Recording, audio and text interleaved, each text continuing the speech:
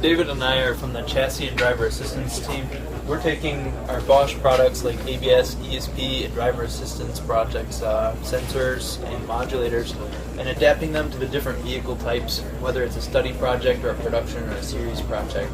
The key for us is we're customizing the functionality of the different systems. So if the user wants to have a function where you can activate a launch control from the steering wheel, for example, we can create that type of driving situation. David has been working with the BRP team on the Spider, especially adapting ROM, rollover mitigation, for this project. Speak a little bit more about that.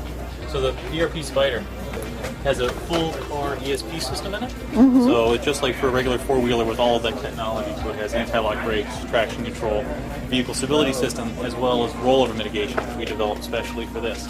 So being a three-wheeler, as you get to about 7/10 of a G, as you, in a turn laterally, you begin to lift the inside wheel and it begins to roll over. So we have a lateral acceleration sensor that detects that situation and turns on the brakes on the curve outside wheel and reduces engine torque if necessary to keep the vehicle stable. So the things that would normally get you in a lot of trouble on a motorcycle, like if you're going through a turn and you come on the brakes too hard, or you come out of a turn, conversely, and you get on the gas too hard, the vehicle is stable all the time. When you guys are working on these pieces, do you work with the engineers and the OEMs, or are you working with the designers?